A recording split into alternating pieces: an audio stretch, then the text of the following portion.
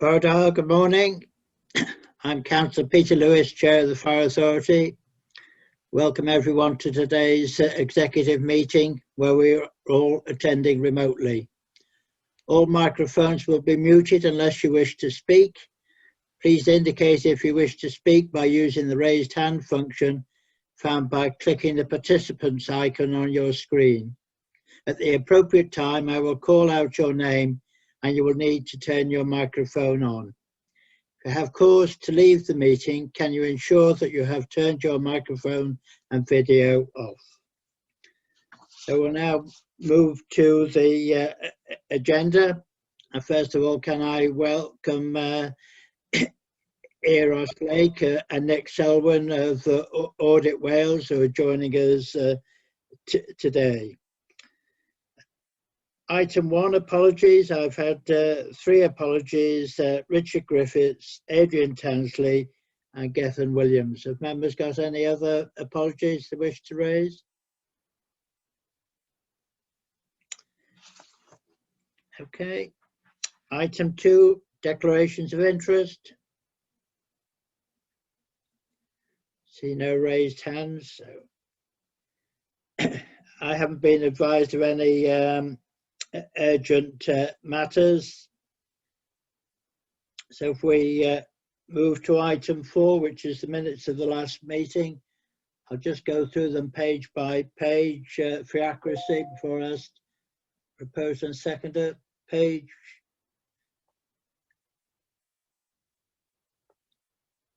2,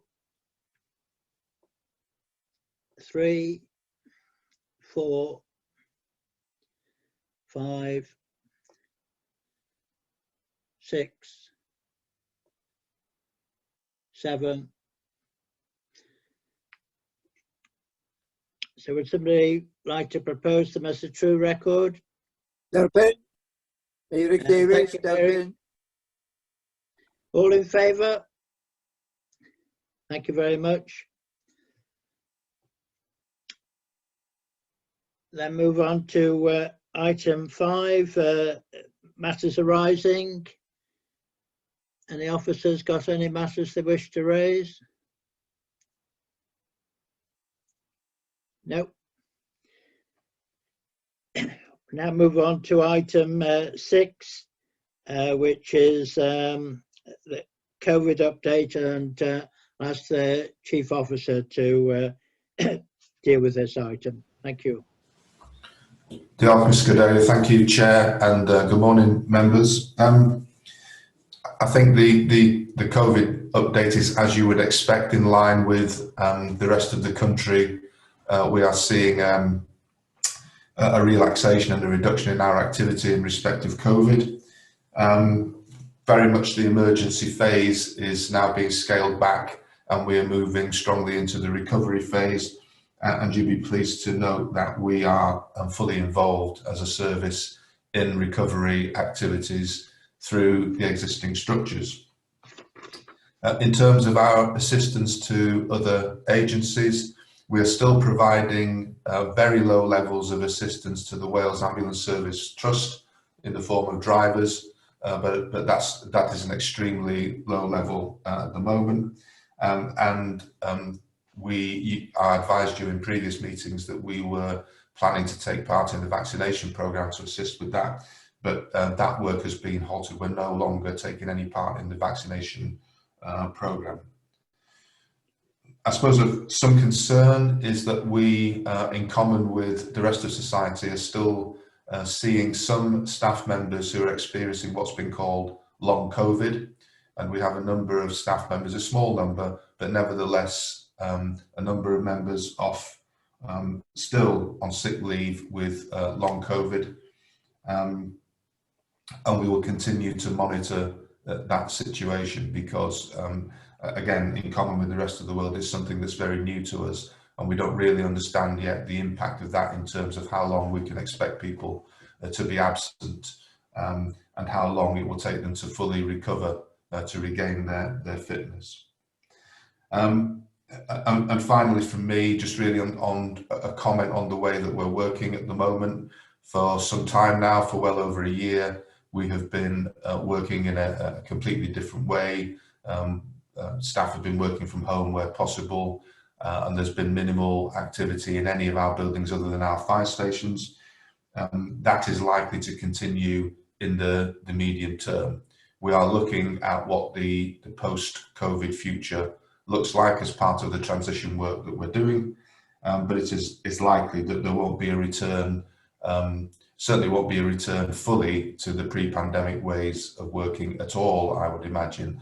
But some of those activities that we would look to return to, or some of the ways of working we'd look to reinstate, are unlikely to be reinstated in the medium term. So, I think we're looking at a period of months before we can start to return people to their offices, for example. So, Chair, that's just a very brief overview, but I'd be very happy to answer any members' questions that they've got about the COVID update. Thank you. Over to you, members. I haven't got any raised hands.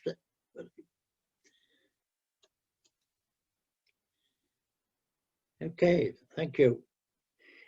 Now move on to item 7. This is the Audit Wales review of corporate resilience.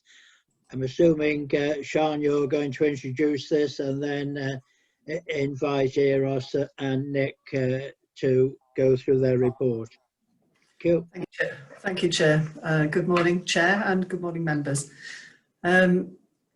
As the Chair said, this item is to present the findings of a review that was undertaken by Audit Wales last year into the authority's resilience. Auditors were looking to provide assurance on how well each of the FRAs in Wales is addressing the financial and capacity challenges facing all public bodies. So joining us today, as the Chair mentioned, we have Eros Lake and Nick Selwyn to present the key findings of their review work. So I won't seek to paraphrase or to steal their thunder, but just to note that in relation to the conclusion of that review, it was that the authority, having already demonstrated its short-term resilience, now needs to turn its attention to the medium term. That was the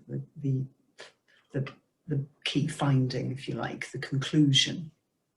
There are 3 proposals for improvement, which you will have seen from the report.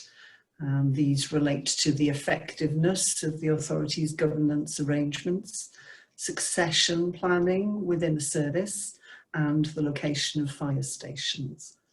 So without further delay, I will pass you across. I'll invite Eros and or Nick to I'm not sure which is starting, but I'll hand over now. Thank you. Thank you, Sean. Good morning, Chair and members, and thank you for the invite to today's meeting. What we've got to do is to run a presentation that we've pulled together, which will hopefully capture and summarise the key findings. So Eros is going to share screen. Hopefully everyone can see that. Yes. Okay, can you move on to the next slide, please, Eros? Just to put our work in context, it's probably important to reflect that we have certain activities that we're required to undertake as an organisation, and we only cover certain aspects of the work that you provide as a service. So the one thing I would sort of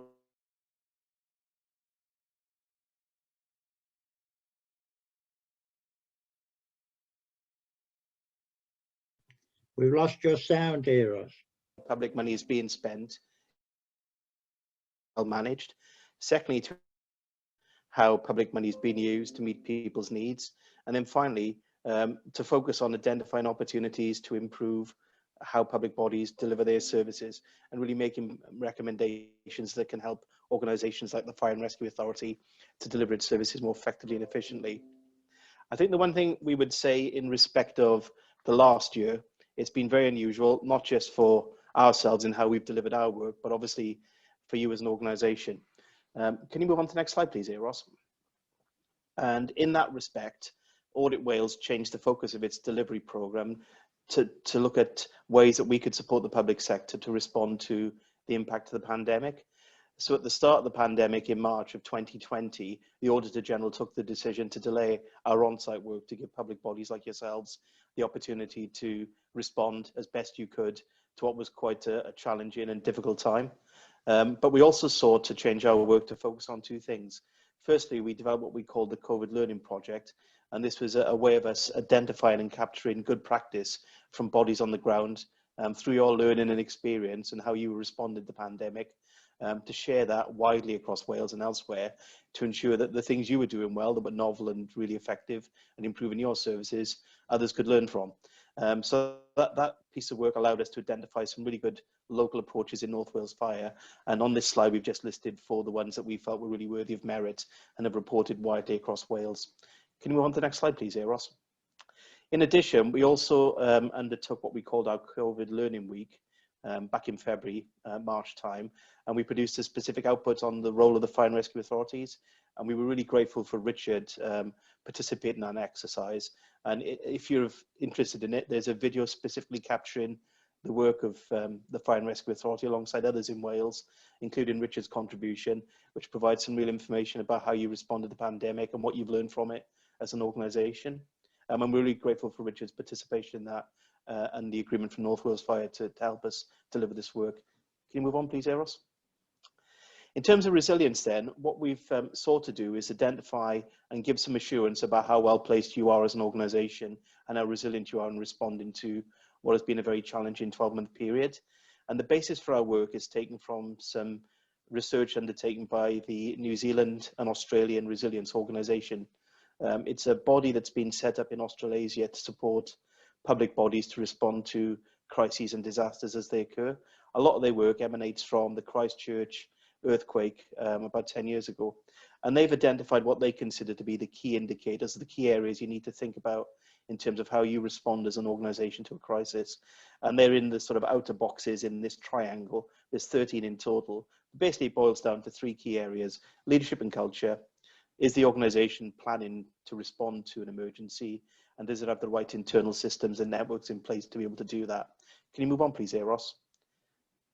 In terms of our work, we set an overall question, as Sean correctly pointed out: how resilient and sustainable are your services in the medium term? And we boiled those sort of 13 areas down into 5 core strands. How well you're set financially, how well you're governed, do you have an agile and responsive workforce, your assets and technology and how they're being used, and your plans for business continuity. Can you move on, please, Eros? In terms of methodology, we produced the terms of reference, discussed that with the authority, and then we drew on a number of sources of evidence. Firstly, our existing knowledge of the organisation, and we reviewed a range of key documents. We met with members and officers to discuss your approaches and understand how services were being managed on the ground. And then finally, we produced a report which we provided to officers for comment, factual accuracy, and the report before you is the output of that resilience review. Can you move on, please, Eros? So as Sean said, I think the key thing we would want you to take away as members is that you responded well in the pandemic, and we consider you to have very good resilience in the short term. What our report flags are probably a number of areas where there are some opportunities for you to strengthen aspects of the organisation in the medium term. I'll now hand over to Eros, who will briefly run through those 5 key areas. Thanks, Nick. Before going into the detailed findings, the first point I want to make is to consider the period we've looked at and what that really means in terms of context. Now, this is not some exact science, and it varies really in different contexts. But generally, I think most people would see short term as something in the next year or 2, medium term then somewhere in between 3 and 5 years, and a long term covering the next 5 to 10 years and beyond. In terms of our overall question, Nick has referred to our focus on long-term resilience, but in reality, we have looked at the medium term as well.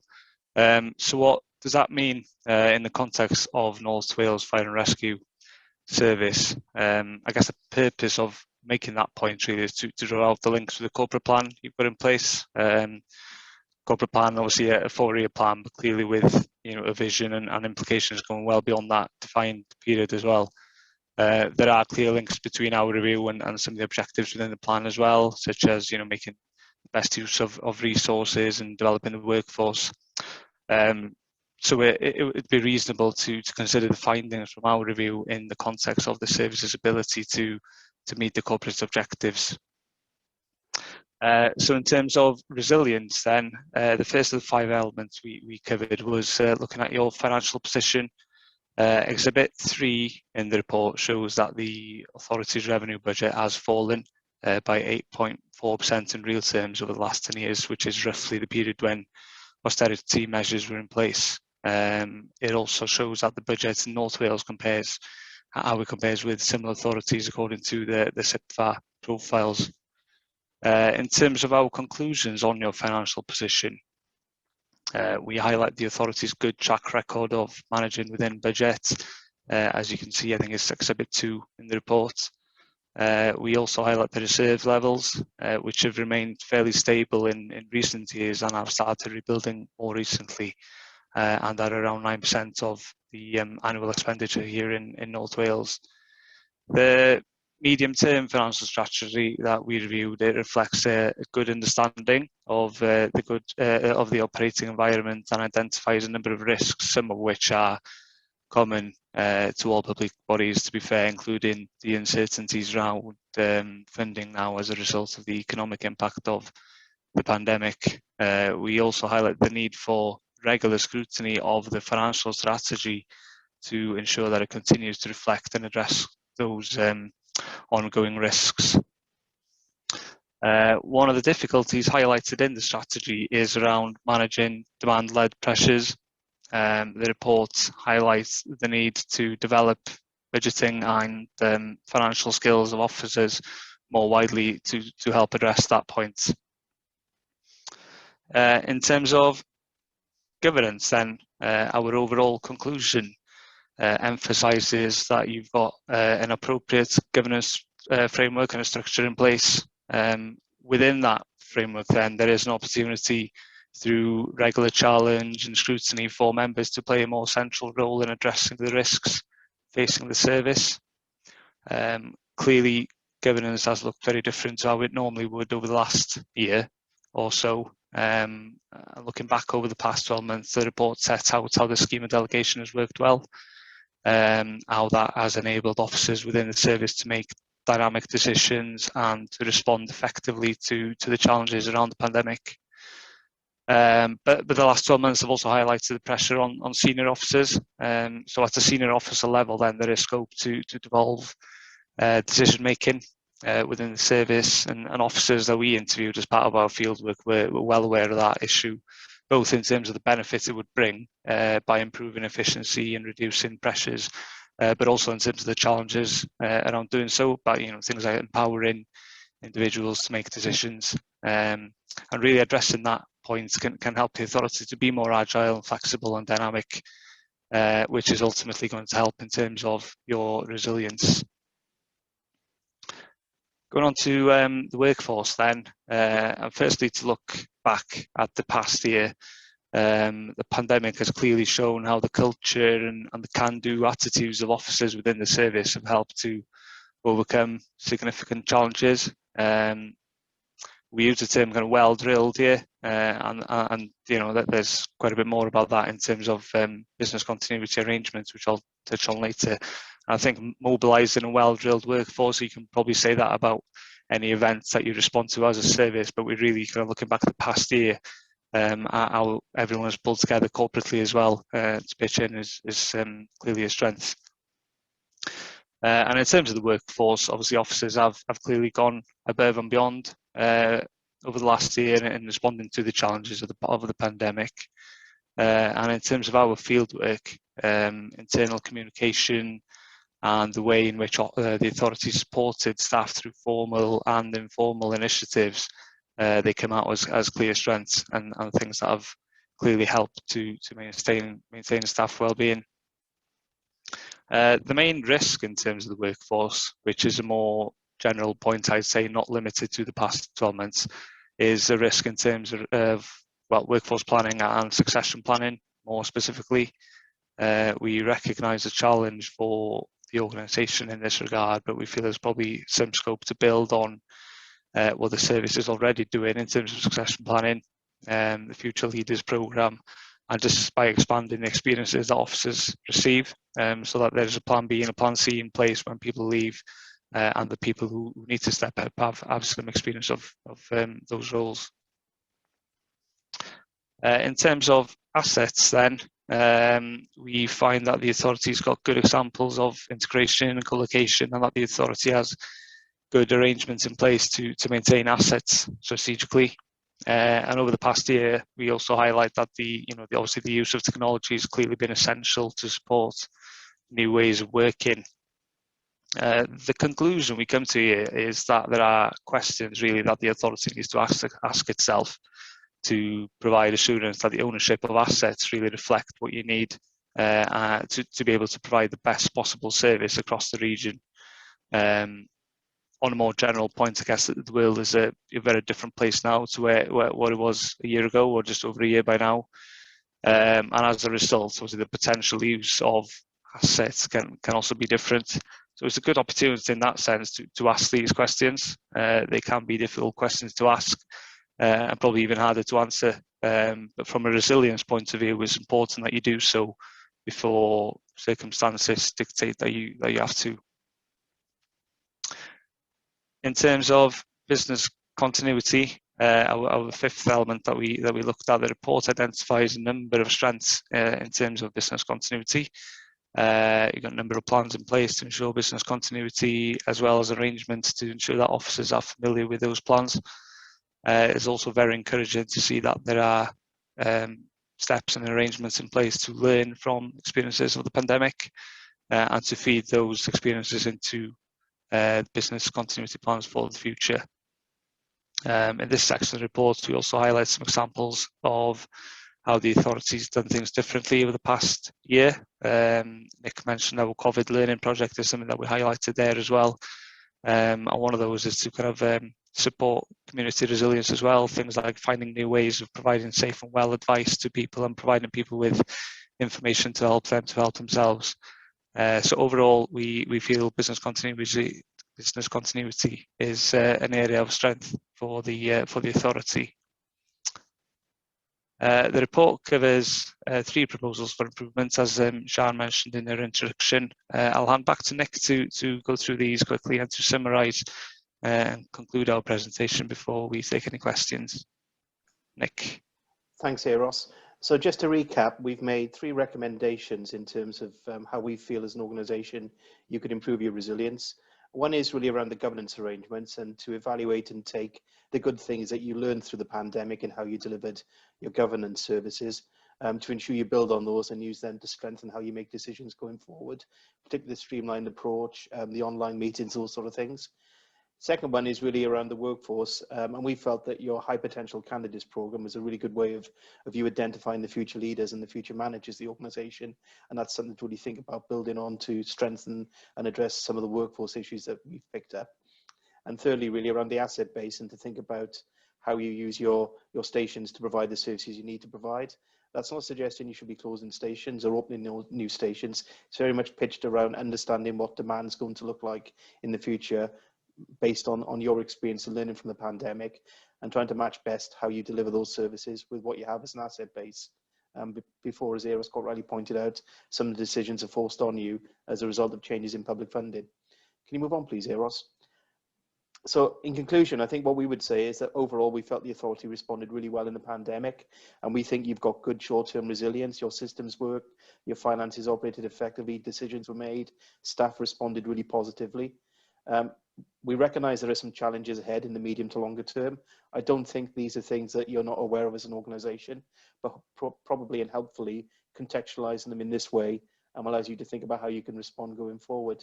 And that's really where we would see the changes needed. It's less about jumping in and making decisions immediately. It's about learning from your experience of the pandemic and identifying the things that work well and taking them forward and looking at where you need to change what you do in the future. So hopefully that's given yourselves as members a good insight into our review and what we found. And as Eros said, happy to take any questions that members may have. Well, can I thank you both if you'd like to take your that's lovely. Well, first of all, can I thank you for the report and the positive comments you've made about the service. Before I actually ask members for their questions, I'm going to perhaps give you an update, really. I accept how difficult it is when you're literally looking at a snapshot of the service, to perhaps acquaint yourself with all the information of what we do. But I'm going to address the three proposals you made in Sian's report on page 9. And you in the report, you actually make comment on the fact that as an authority we hadn't met for 8 months, and the authority gave authority for anything to be dealt with via correspondence. I think the other fortunate thing was that in terms of this committee, we'd actually completed our planning proposals for the following 12 months, which really left then for officers to actually expand on and develop further. So, I think that's, a reason why. Plus, the other factor is that both the Deputy Chair and myself had regular meetings with the Chief Fire Officer, and you'll have probably picked up that he kept staff and ourselves fully informed of what was happening in the service, and members knew that if they had any specific queries, they could come back to me. I always feel in terms of scrutiny, the fact that perhaps scrutiny issues aren't perhaps minuted to the degree that perhaps you might wish. I think perhaps that's a disservice perhaps to the author of the report. You'll see on the particularly our governance report later on that how detailed it is, and that's typical of the reports we receive, that the actions are written down and the time scale as well. And I think that's a credit to the officers themselves. In terms of your second point, in terms of succession planning, I think it's a credit to our Chief Fire Officer that he took the view that it really would be incumbent on the new office holder to actually put their preferred structure into place rather than for them to actually inherit a structure. So it's not the fact that it's not in hand, it's more the fact that it's delayed, I think, for the right reasons. In terms of the third item that you raised in terms of the resilience of the authority, you'll be well aware that we're really dependent on Welsh Government really to decide on what the future role of the firefighter is going to be, plus the fact that we don't know what additional duties might fall on the fire service post the future final report for the Grenfell tragedy. So I think in terms of sort of planning that way, I think we really need to know what particular role we may be given following that. I think the other factor too, which I feel we need time to see what happens, you'll be well aware that there are far more people that are likely to be working at home now than before, and whether or not that actually has any beneficial effect in terms of recruitment to the RDS service, which obviously is one which has been well documented and highlighted. And perhaps you might like to expand a little bit, really for the benefit of members. I probably know what you mean by this, but perhaps an explanation as to optimising emergency response. So I'll leave it for either of you to perhaps expand on that item. Thank you. Thank you, Chair. If you 3 points you raised in order. So the first one around the governance system, I think what our report is highlighting is that we believe that the system you operated in the pandemic was right and appropriate. And what we're suggesting is that you think about how you can streamline decision making going forward, learning from that experience. Are there things that this committee, for example, doesn't need to be involved in, or are there things that the authority meeting doesn't need to be involved in to free you up to focus on the big strategic issues? So we're reflecting back that we felt what you did was the right thing and it worked well. It wasn't intended to be a negative finding in that respect. The workforce part, fully accept the feedback and your expectation that Simon's successor would have the opportunity to shape that planning process for succession. I guess the point we're making is that we felt that was a good system and worked well.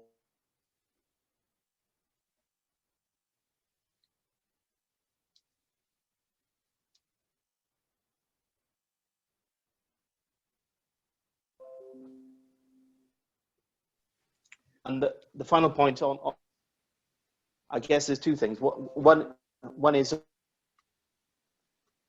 vehicles are being used and what other options are available to the fire service to deliver services. And you quite rightly point out that's tied up in some decisions that the Welsh Government are currently thinking through. They've given some implications that they believe there's an opportunity to widen the role of firefighters. That's yet to be concluded, as you correctly point out. But that is one aspect of optimization. The second one then is about your asset base and how you use that. You correctly pointed out that you are dependent on funding from Welsh Government. We've been living in very uncertain times in the last 12 months, and we know the public sector borrowing is at probably levels that far exceeded what was expected 12 months ago. So it is likely to be an impact at some point in terms of funding. What we're flagging back to you is that you need to consider how best to deliver the services you're responsible for in what may be a very difficult financial settlement for you as an organisation. So hopefully that's picked up on those particular points.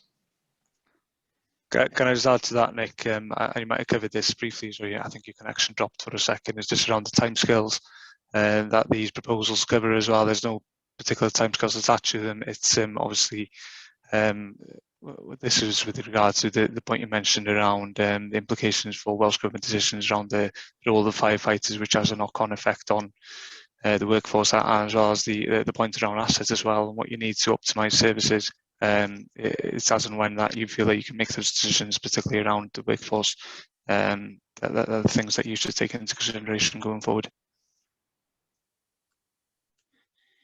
Well, can I again thank you both. My purpose really was just to update you with the information that perhaps you might not be familiar with. And as always, we'll address the recommendations you've made in due course. But I've got a couple of other speakers that have questions for us. I've got to ask Deputy Chair Dylan Rees for the question. Thank you, Chair. It's very pleasing to note that overall this is a very positive report, which is to be welcomed. I'd just like to hone in on the 3 recommendations for improvement.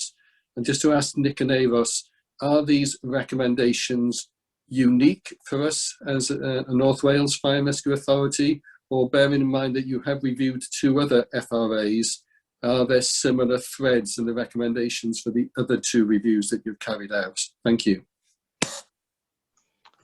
Thank you, Councillor Rees. I can confirm that the issues we're highlighting are pretty common to the others, specifically the ones around asset usage, workforce, and governance. Indeed, slightly different variations. Financially, you're in a different position to the other 2 authorities because you don't have the same funding benefits as South Wales Fire and Mid and West.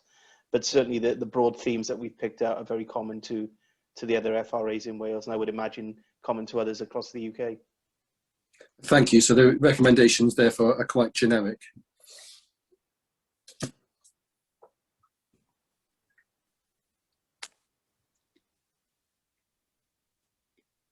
Okay, I've got the next speaker is Mary. Diolch yn fawr, Mr Cadeirydd. Dwi'n cymryd bod yna gyfieithydd bore yma. Oes cyfieithydd, Sian? Oes, mae Nici ar gael. Dyna fo. Diolch i chi am yr adroddiad. A gai hefyd eilio ymateb y cadeirydd. Mae bod o wedi hel pethau at ei gilydd yn dwt iawn. Yn yr argymhellion, os gai fynd i'r rheini, ys gynnau'n cwestiwn i'r cyfeillion. Fi'n teimlo ddylen ni roi pyn bach mwy yn ei benno. Dwi'n gwybod i Sian yn cydweld rhywbeth tebyg i ar y diwedd a derbyn y 3 cynigion gwella o dan adran 11 yn yn adroddiad ni felly. Dwi'n gwybod os bosib i geirio fo'n dwt, os ydy'r cadeirydd yn derbyn hynny.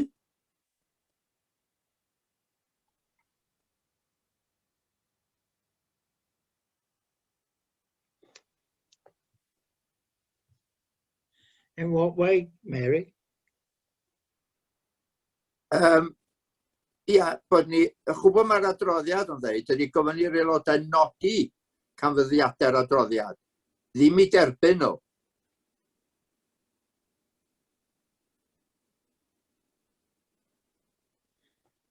To note. On my page, under recommendation 5, it's to note the findings of the report. Yeah, note is not to accept. That's what's there. Chwbl dwi'n ofyn ydy bod ni derbyn y 3 cynigiad sydd yn y adroddiad.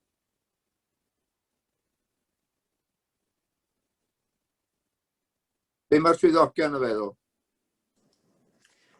Chair, if I can,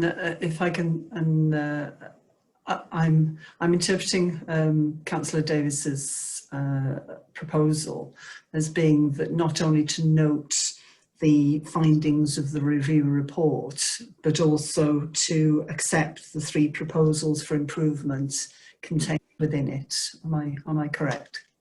Diolch, Sian. Well, diolch. Do you have a seconder for that? Anne? Okay. Michael Dixon.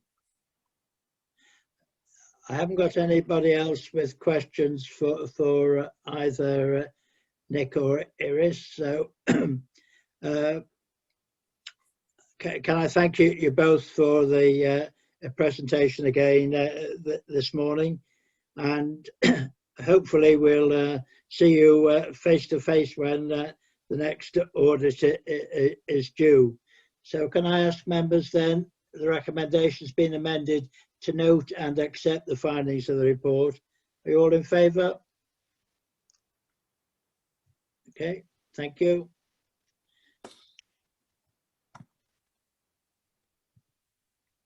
Right, we'll move on to item 8, strategic risk management.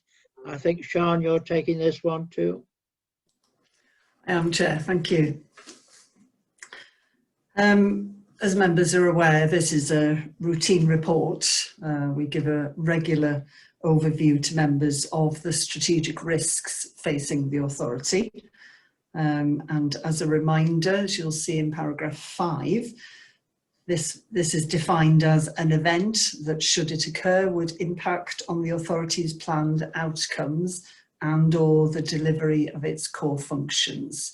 So that's how the risk register is pitched, if you wish. The summary report is presented to members twice a year under normal circumstances, but clearly this normal regular pattern was interrupted by the pandemic last year. Nevertheless, we're back on track now. As you'll recall, we don't bring the actual register to the meeting, but the chair and the deputy chair review it in detail prior to the meeting and are able therefore to provide assurance to yourselves that it is being updated by officers, and also obviously they bring a helpful challenge to officers on its content at those meetings. Again, to refresh your memories, the Strategic Risk Register calculates risk levels as they currently stand, firstly, and as they might be in future, assuming, of course, that any corrective or countermeasures have been effective. We have to make that assumption.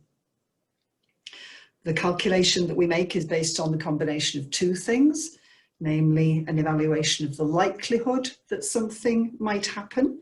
And that ranges between being very unlikely or almost certain to occur. And the second strand is an evaluation of what consequences this might have if it did happen. So that ranges between something being quite insignificant in its consequences or have major repercussions. And that gives us a risk score that translates to a low, medium high, high or very high risk rating. So if, for example, something is almost certain to occur and would have major consequences, that would have a high risk rating. Whereas almost certain to occur, but with only minor consequences, a lower risk rating. That's how it's worked out.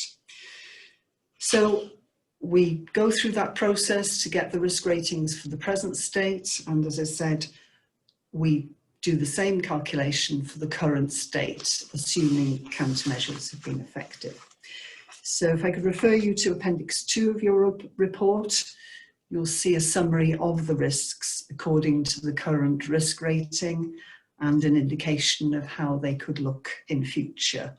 And as you'll see from the charts there, the overall picture is, as you might expect, that things improve, that the risks go down the scale as countermeasures are put in place. So they move, if you like, to the right of that chart.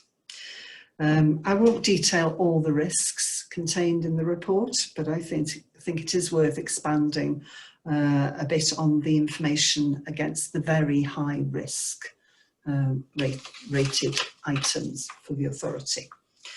And the first one, as you'll see there, is an attack on the service's computer systems.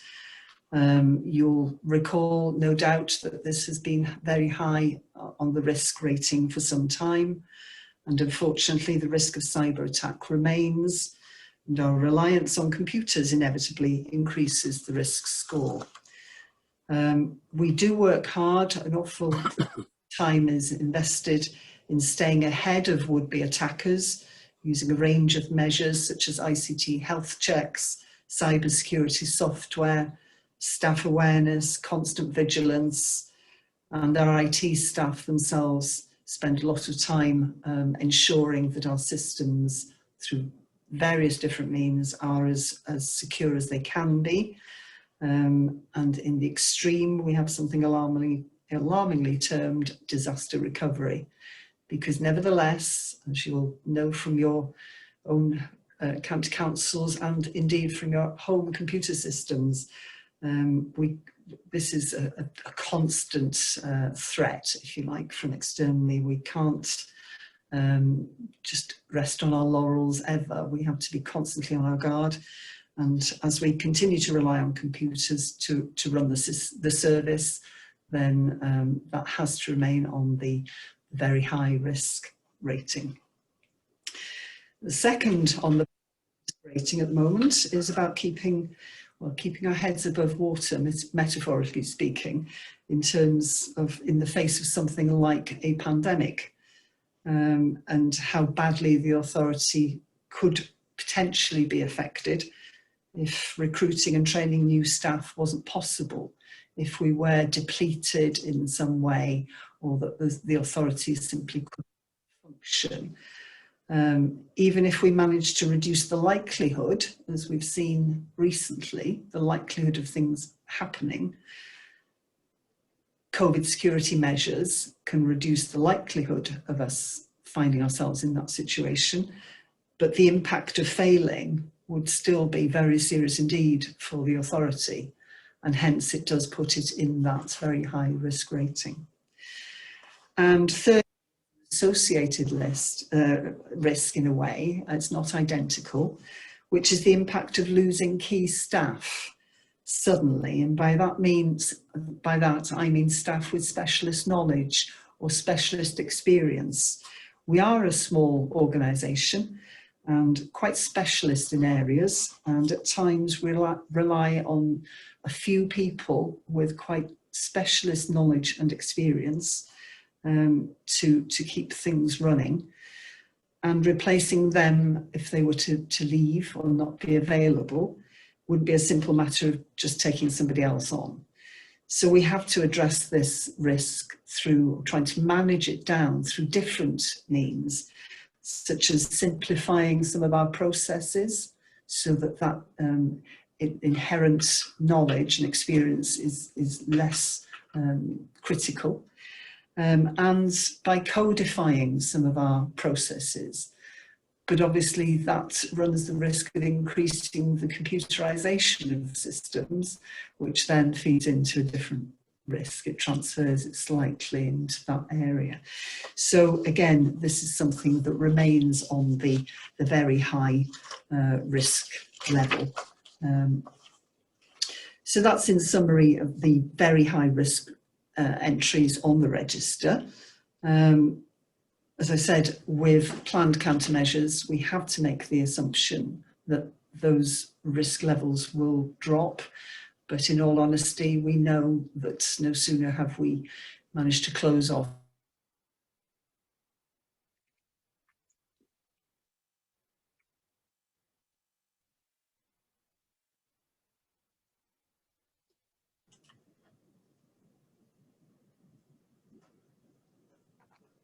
ACO Morris. I think the internet's very unstable this morning, Alvin. It is. I'm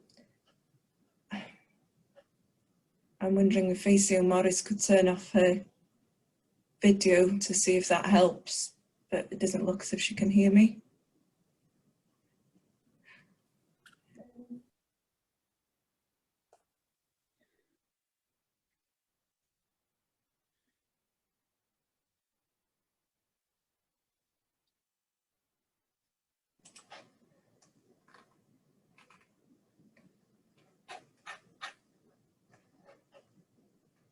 Hopefully she'll join us back soon.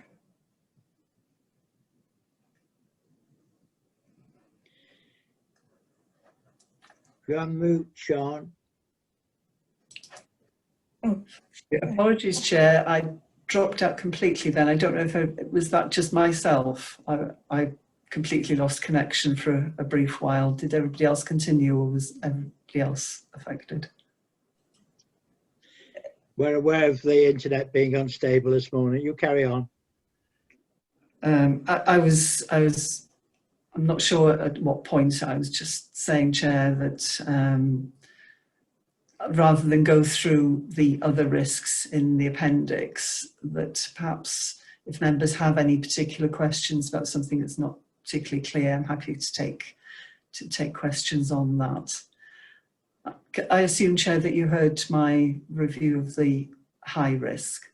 Yes, indeed. And I think I'm pleased you've actually highlighted the purpose of the strategic risk register.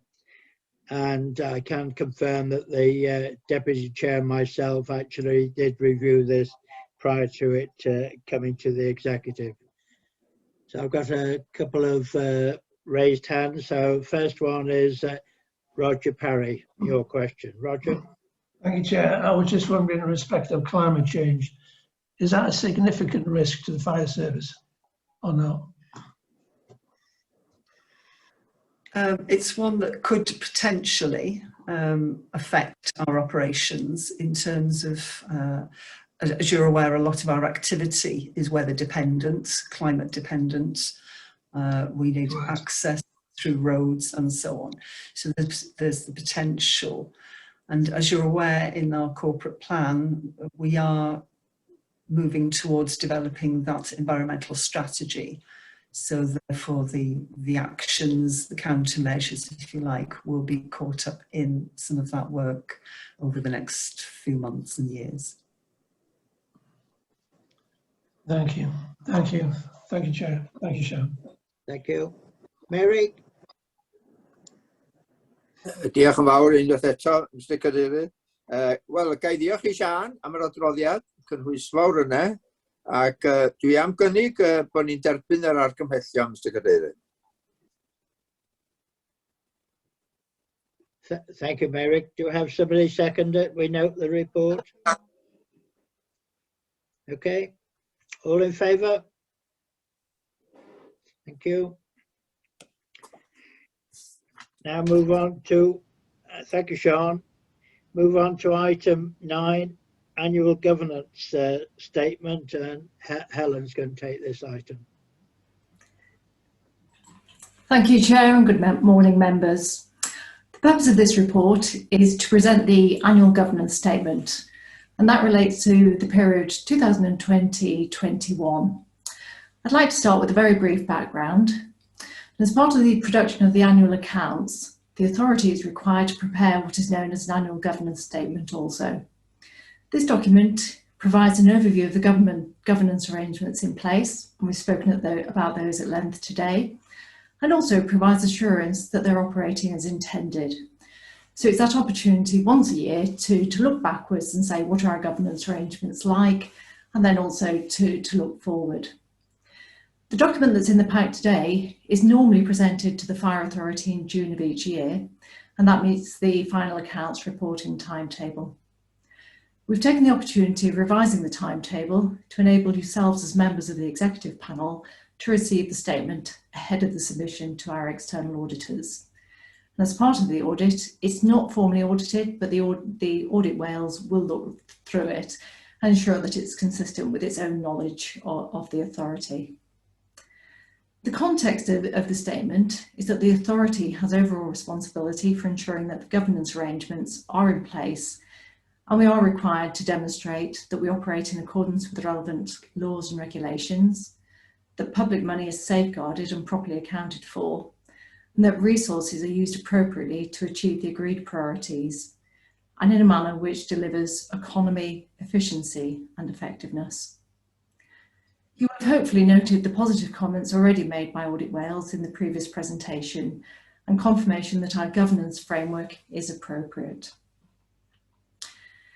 The core governance arrangements are derived from the authority's constitution, and key to this is an effective committee structure, a scheme of delegation to the Chief Fire Officer for the day-to-day running of the service, including the financial regulations and contract procedure rules.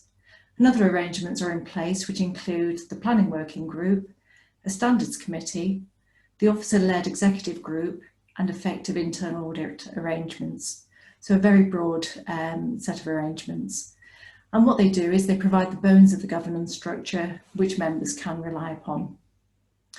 That said, governance is a very wide term, and to support the authority in demonstrating that its arrangements are sufficient, a framework has been jointly prepared by CIFA and SOLIS, SOLIS being the Society of Local Authority Chief Executives.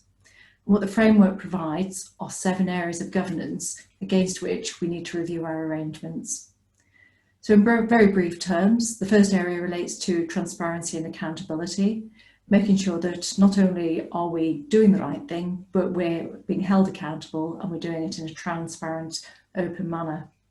Behaving with integrity is core to everything that we do across the public sector. Engagement, ensuring that we engage not only with our communities, but with staff and also with other public sector bodies. Defining our expected outcomes, recognising that we exist to deliver a service and being clear about what that might be. Also monitoring the achievement of those outcomes and reporting them. Management of risks and effective performance, and we've just spoken about that. And then lastly, capacity, capability and leadership. And that was something that was discussed also by Audit Wales, just making sure that we're fit for the future. The report that's been prepared has been prepared against those domains and is contained within pages 18 to 35 of your papers today. And within that, it sets out the specific arrangements that we have in place against each of those domains.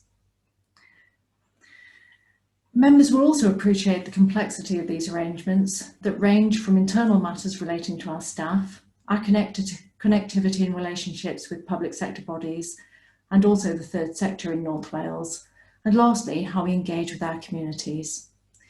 And throughout the report, members will note the way in which it's been necessary to adapt to the challenges posed by COVID-19.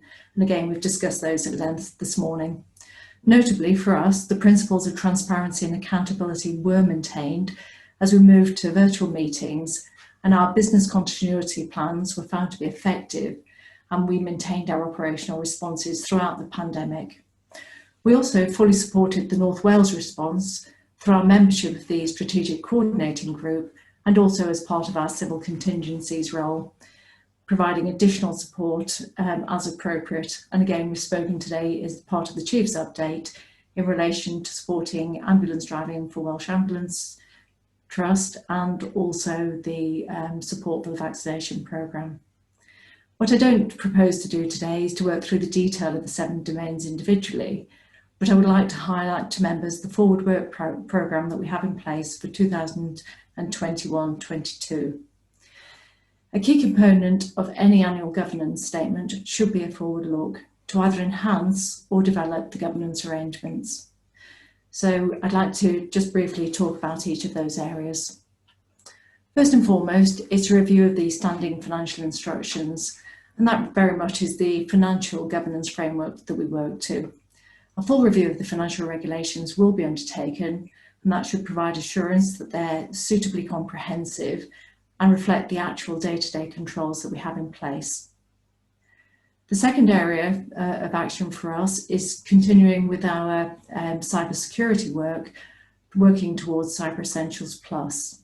I think this year has also demonstrated the ongoing reliance that we have on technology, and it is very much an ever-evolving area as technology develops. We have made significant strides and achievements in this area, and it's very much monitored on a monthly basis, but it is an area that we will continue to work at. Thirdly, will be our environmental strategy, and the requirement for the public sector in Wales to be net carbon neutral by 2030 places an obligation on all of us to develop environmental plans. And this remains a key strategic goal for us, and this work will be progressed. We've also spoken today about the Grenfell Disaster and the impact that that might have on our fire safety regulatory environment. The impact of it isn't yet fully known, but we will continue to work throughout the year to assess it and to ensure that we have both the capacity and the capability to meet the changes as they arise. We've spoken at length today about business continuity, and whilst we rose to the challenges of COVID-19, it is important that we critically reflect and take action where necessary, not only to embed the arrangements that we've got in place, but put any improvement measures that we can. And then the last action that we have proposed for next year is the transitional legal challenge on pensions. The national challenge in relation to the pension reforms in 2015 continues. And what we will do is keep abreast of the requirements to put remedial actions in place. It is a very technical area, and it's actually very personal to those involved. And we will work with the other fire and rescue services and also the National Scheme Advisory Board to ensure that this is facilitated.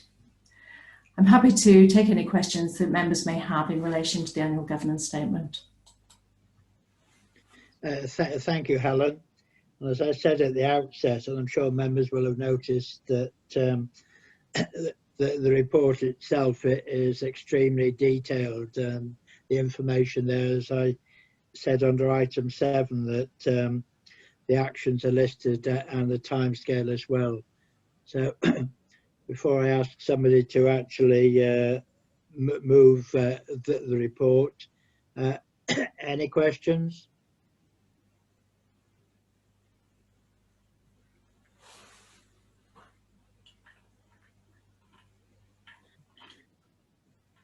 Roger? Thank you, Chair. I was just wondering, can we more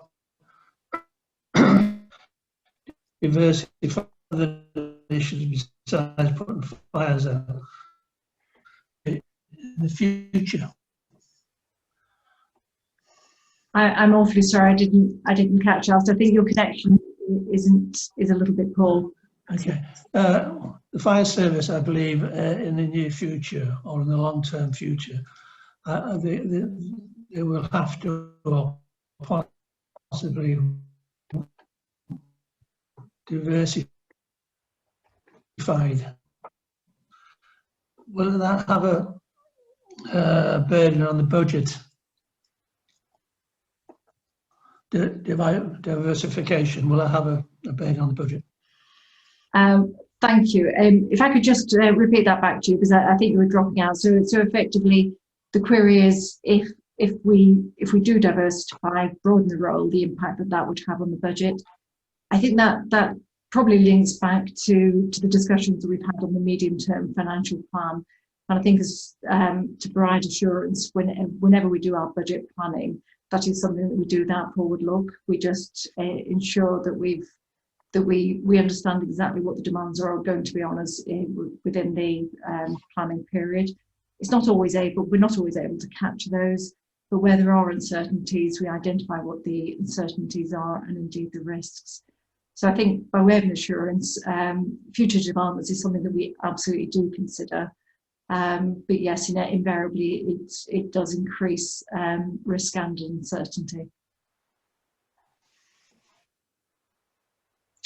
Okay, I've got no further Thank you, Chair. Okay, thank you, Roger. I've got no further raised hands. I'll take you to the recommendation on page 16, item 7. Are members prepared to recommend an approval of the governance arrangements and action plan? Thank you, John and Dylan. Okay, all in favour? Thank you. Right, well, thank you, Helen. Go to item 10 now. This is performance and governance arrangements. I think this is back to you, Sean. It is, Chair, thank you. Well, the purpose of this report is twofold.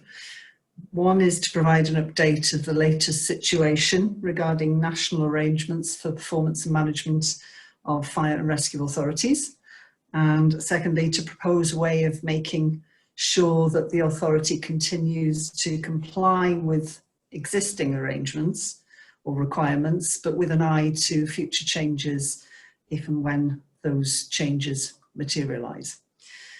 So to remind members, this arises from the introduction of the new Local Government and Elections Wales Act, which, as you'll recall, makes provision for making changes to performance and governance of fire and rescue authorities. But there is no clear set date yet by which those changes must be introduced by Welsh Government or the Welsh ministers. It's quite a complex piece of legislation, as you're aware, and some are through commencement orders and others are through a series of required actions, put it that way. So what we're anticipating, what we know is going to happen at some point, is that there will be changes requiring the publication of a new national framework for fire and rescue authorities in Wales, new performance management arrangements, so things like indicators and plans and so on, and also disapplying the Local Government Measure 2009 from or for fire and rescue authorities. There has been disapplication already, I think, for the county councils, but not for the fire and rescue authorities. And that 2009 measure has been the basis of our planning and performance regime since 2009, so it's very well embedded at this time.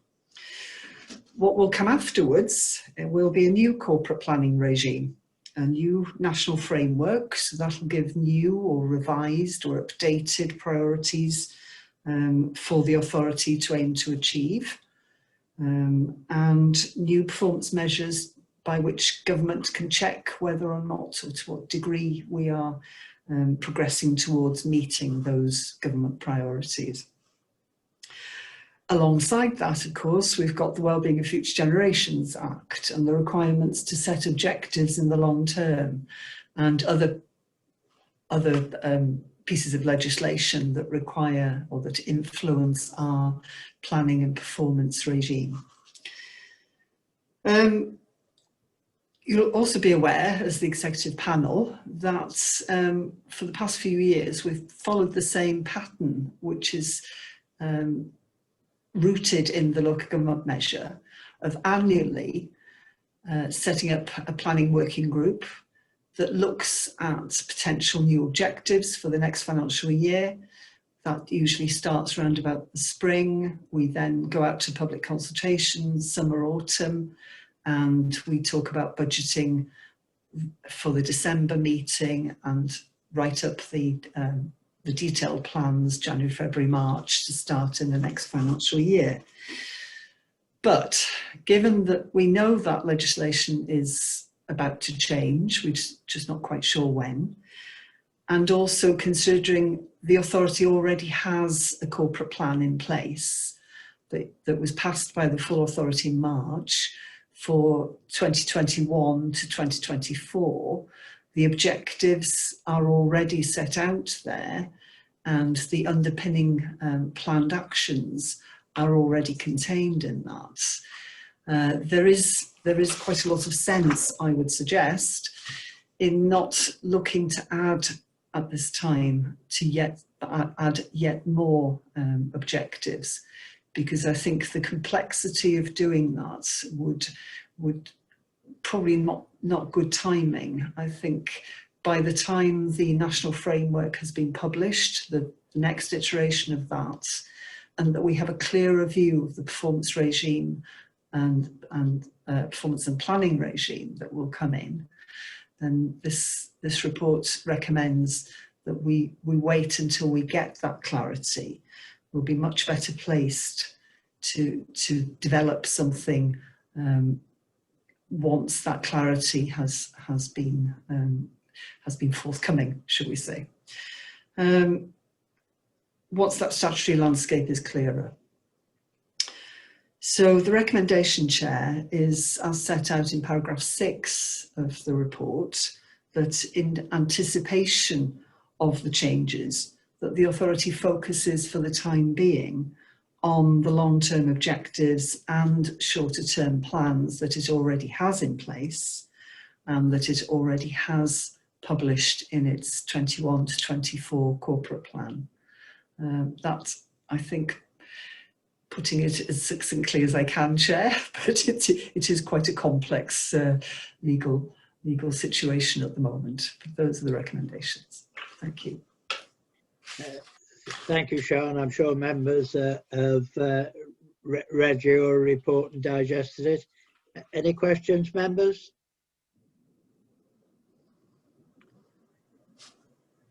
Right. Well, can I have somebody? Sean's highlighted that it's on page 35, item 6. Members prepared to propose, have somebody propose we accept the 2 recommendations there. Thank you, Michael, and seconded by Anne Davis. All in favour? Thank you. Again, thank you for your work on this, Sean. Thank you.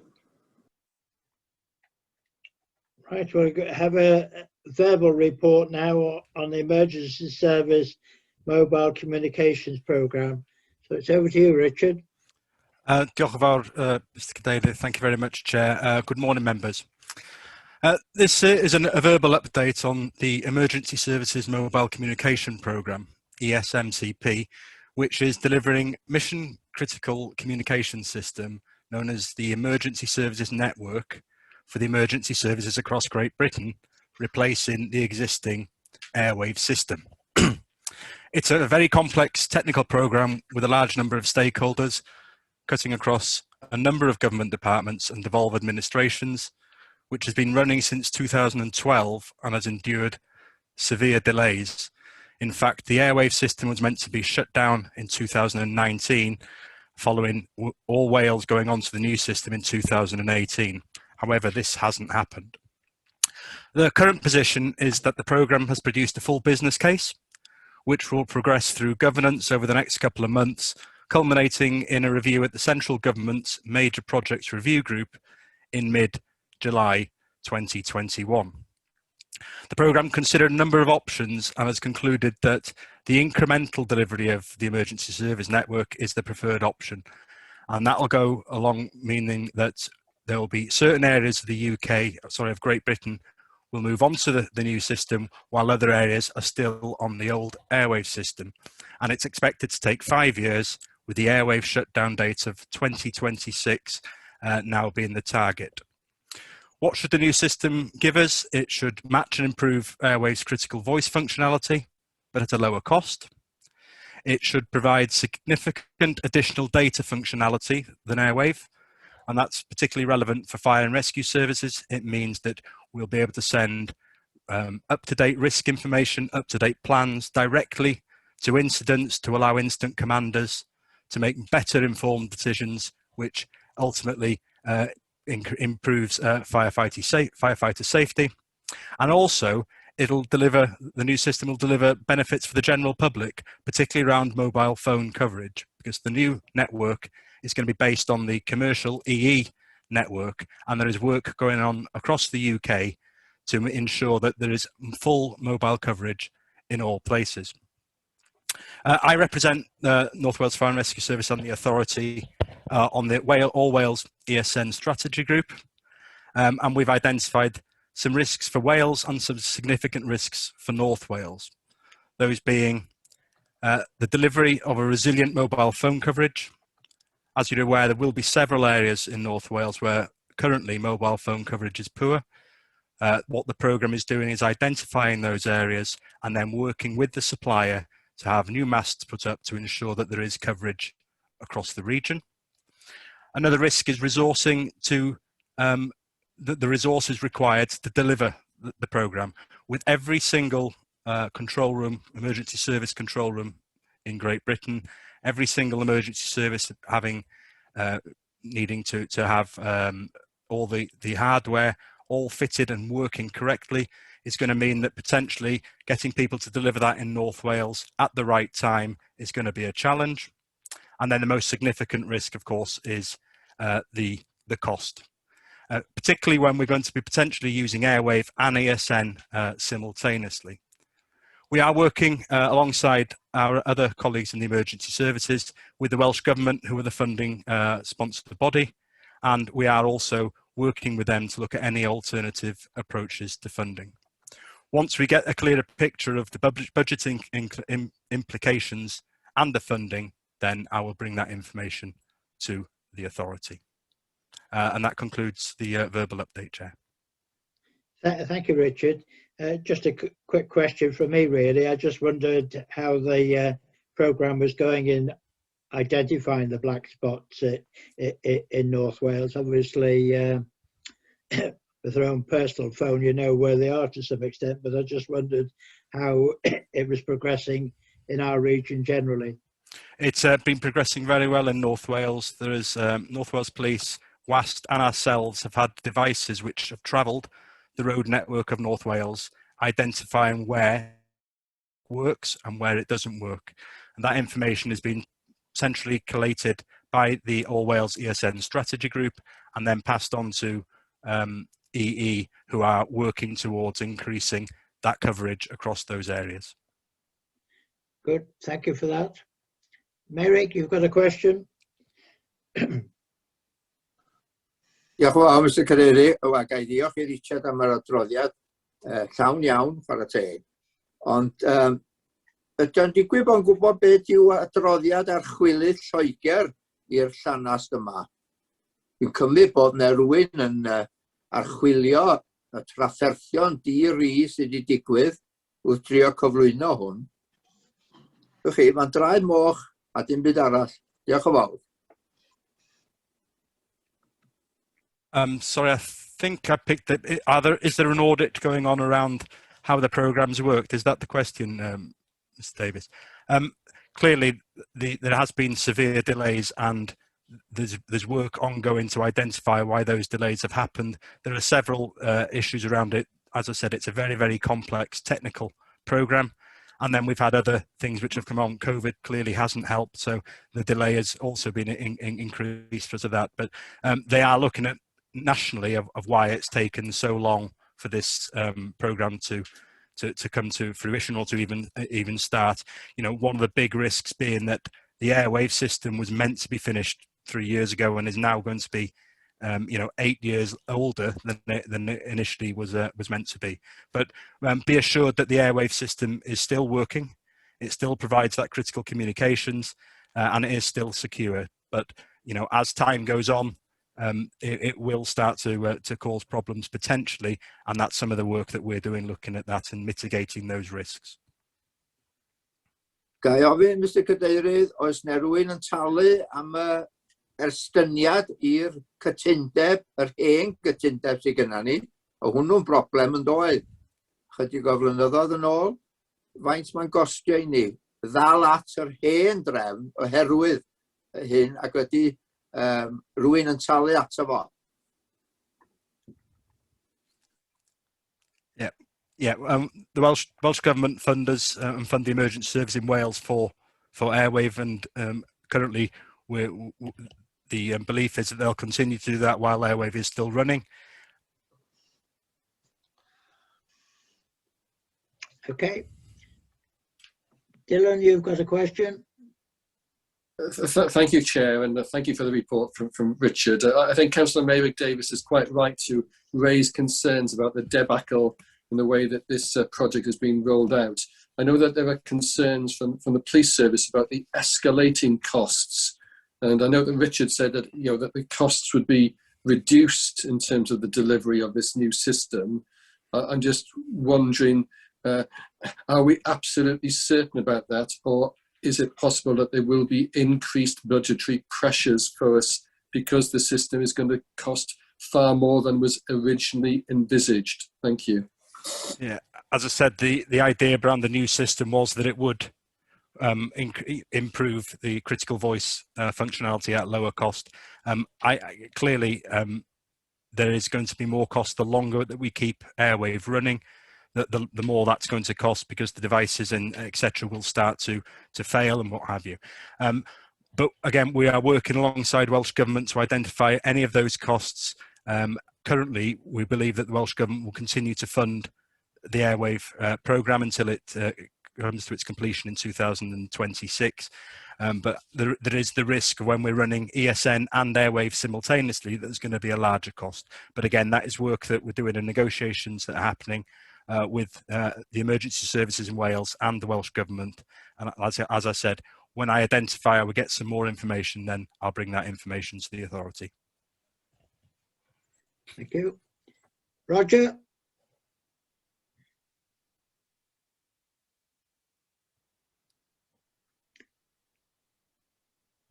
If you're on mute, Roger. Sorry, Chair.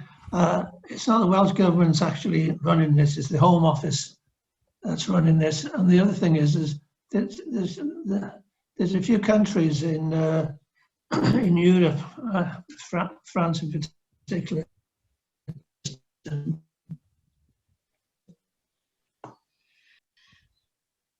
Okay. I'm sorry, I didn't pick up the second part of it. The first part of it, Councillor Parry, is this is a UK government-run project. Yes.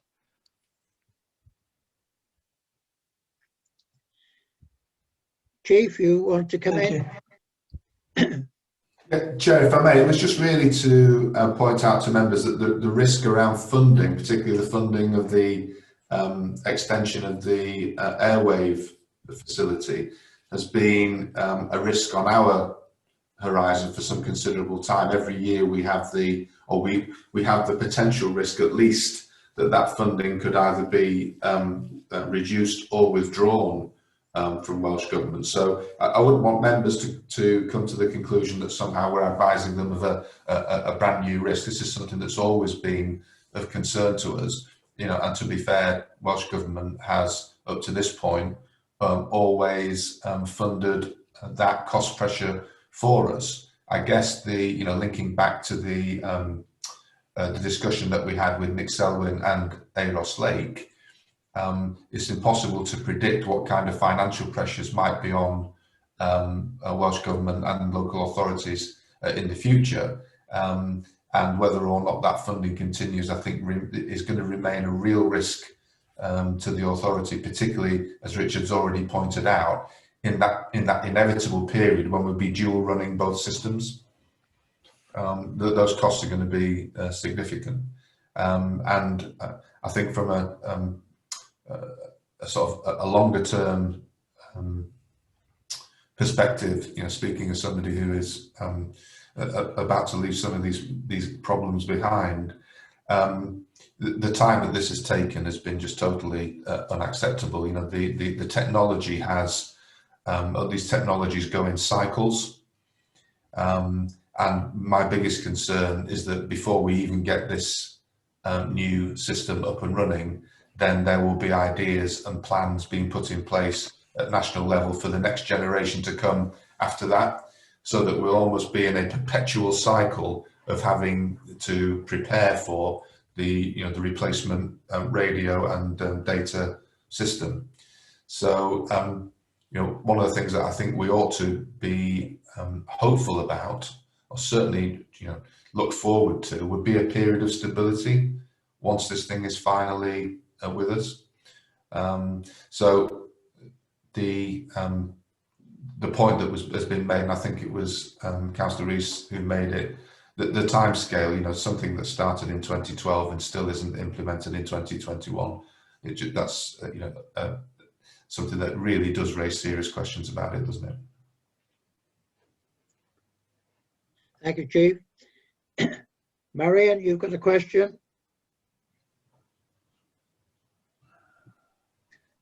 Thank you very much, Chair. Just leading on from that, really, I'm ever the optimist. Have you noticed any cost savings, or do you think there will be any in the future with remote working now?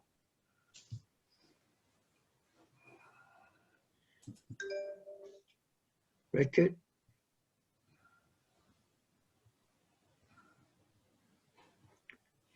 Are you happy? Chair, I'm happy to. Okay, go ahead. If Marion will accept that. Yeah. And it's more a sort of general answer. I don't think we're in a position at the moment, Marion, to notice any cost savings as a result of this. And I think that when the phrase cost savings is used around this project, I think what the people who are in charge of the project mean is global cost savings. And my concern, and it's only a concern, it's not something that we have any direct evidence of yet, but my concern would be that, that the overall project might have cost savings, but there might actually be cost increases for us. And we just don't know the answer to that yet. So, cost savings, I think, when applied to this project, means global cost savings to the project as a whole, rather than we can be confident that there'll be cost savings here in North Wales. There may, there is as likely to be cost increases as cost savings, in my view. Thank you for that. That's relating just to this project, obviously, but generally, do you think there have been any cost savings at all with remote working? Oh, are you talking about the way that we've been working during the pandemic? Yes, and will be into the future. Sorry, I did misinterpret what you were. No, you didn't. It was just two sides of it, really. Yeah, I'll ask Helen to just, I'm sure Helen will be able to give you a short précis of some of the cost savings that we have actually noticed as a result of the way that we've been working over the last 12 months. Thank you so much. Thank you. Thank you. I think it's fair to say that 2020-21 has been exceptional because actually our working from home and remote working wasn't planned, so we just required staff to go home. There's definitely been some savings, and that would be in relation to some of our utility costs around gas, electricity in the buildings that are largely closed down. And there has also been some savings in relation to travel across North Wales. I guess the difficulty that we have in terms of planning is understanding to what extent they're COVID related, that we actually did, I suppose, put on hold some of our non-core activities.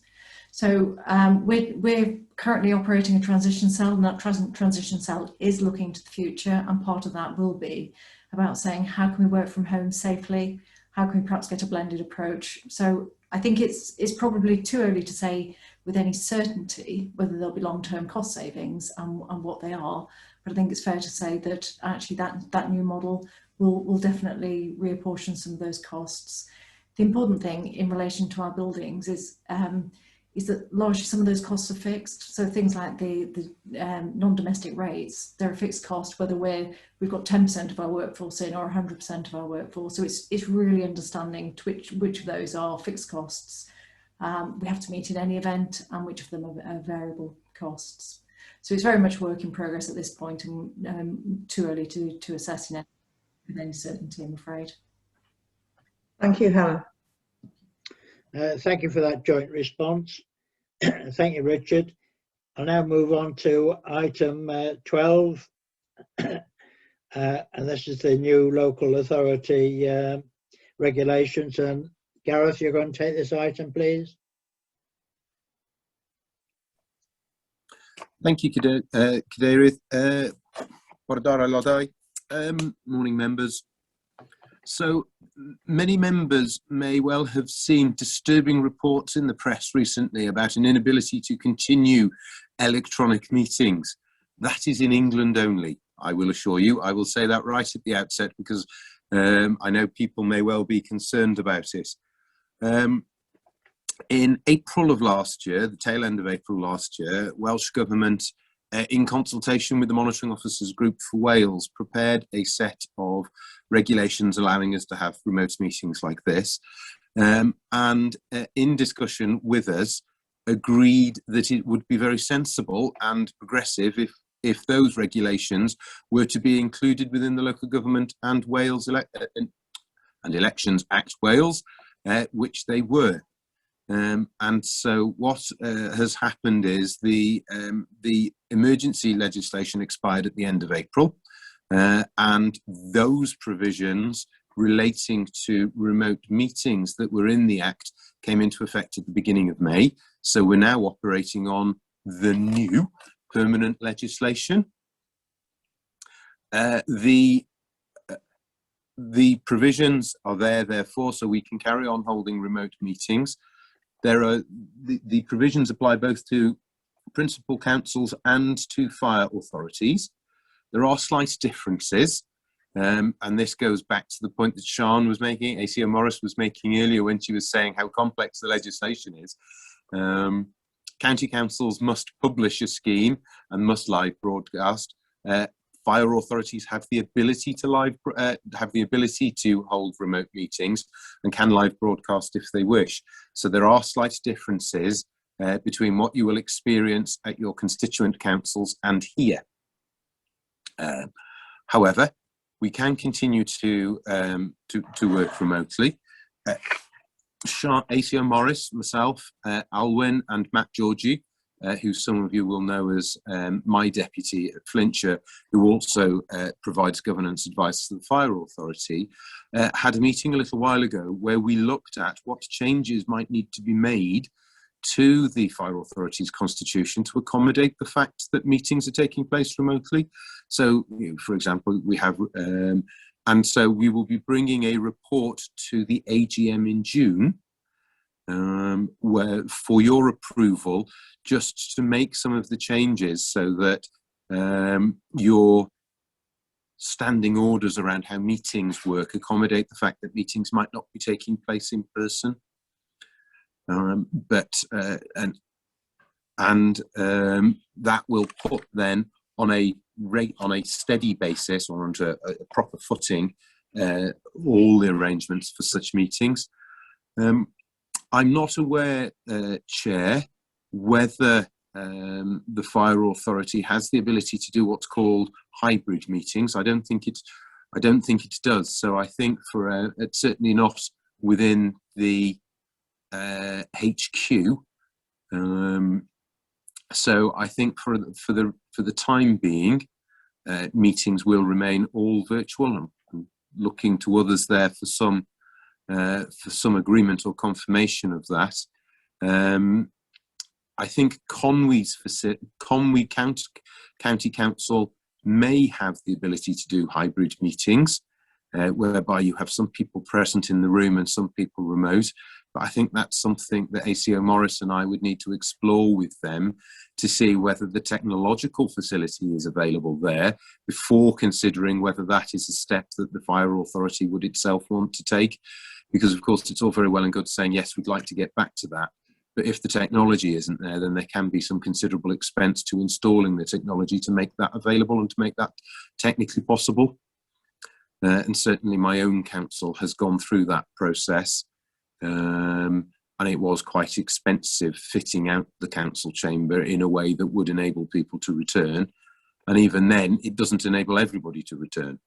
And by way of example, the council chamber in Flintshire is designed to hold 70 members. We think that we could only hold 17 in there safely. Even with, so if we were to have a hybrid meeting, we would have to have 53 members remotely. And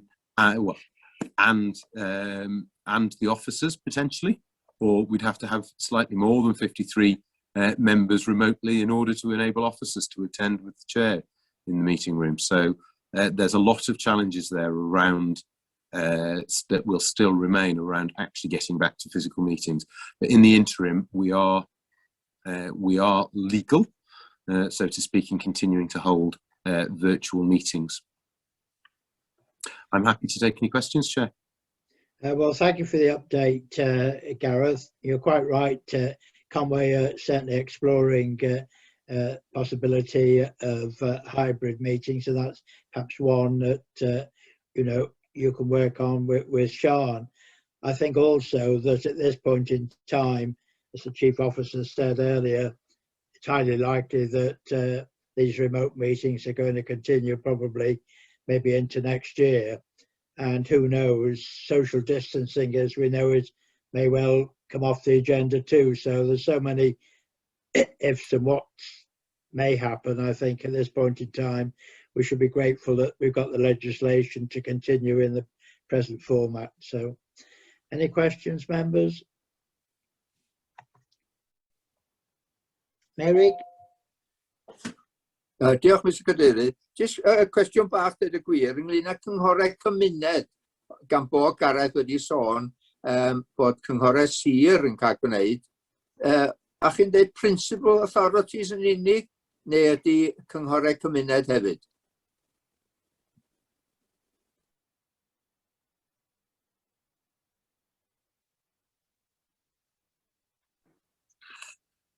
Again, Chair, complex piece of legislation. There are different provisions at community and county council level.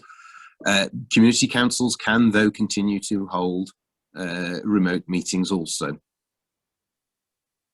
But I don't think they're under the same obligation to hold live broadcasts that you would experience at county councils, constituent council level. You will recall, I mean, Sean's mentioned it today, I've mentioned it today, you'll recall Sean's earlier briefing, Monsieur Morris's earlier briefing on the Act.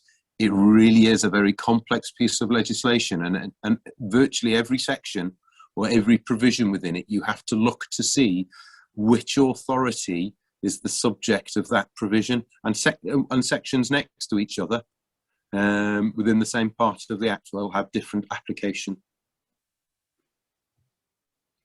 Okay, thank you for that update. I've got no further questions.